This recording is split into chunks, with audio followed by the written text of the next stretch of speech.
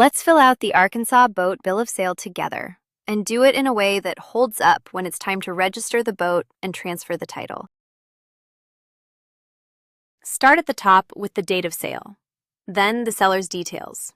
In our example, that's Anna Baker, with her address, phone, and email. Then the buyers, Ben Carter, with the same. 2 quick habits. Enter each name exactly as it appears on that person's ID and on the title. A nickname or a typo can stall the transfer later. And don't leave a line blank. If something doesn't apply, write NA.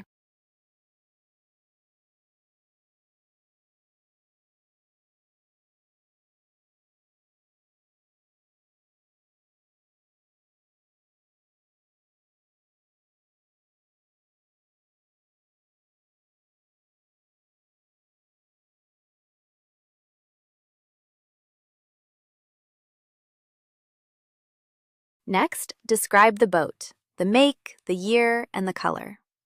Then the hull identification number, or HIN. Type the HIN exactly as it appears on the title or the boat. A single wrong character can hold up the transfer. Then the engine hours. Write the exact number, not a rounded guess. Now the purchase date and the sale price, in our example $8,500, paid all at once, by check, with taxes included.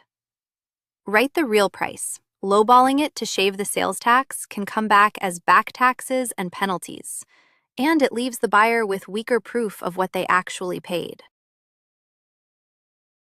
Now the signatures. The seller and the buyer each print their name, sign, and date. This form also has witness lines and a notary block. Use them only if your state requires it, or add a witness for extra proof. Then make 2 copies. Each side keeps a signed one.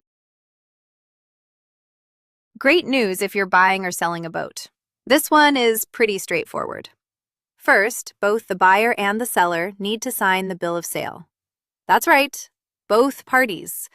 So make sure everyone is present, or that you can get those signatures taken care of before the deal is done. Next, when it comes to transferring ownership, you'll need proof that the seller actually owns the boat. That can be either the current registration or a bill of sale from when they purchased it. Either one works, so just make sure you have that documentation ready to go.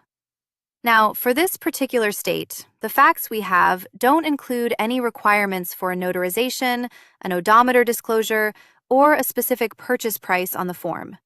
So we're not going to tell you those are required because we simply don't have that verified information. Remember, this is general information, not legal or tax advice.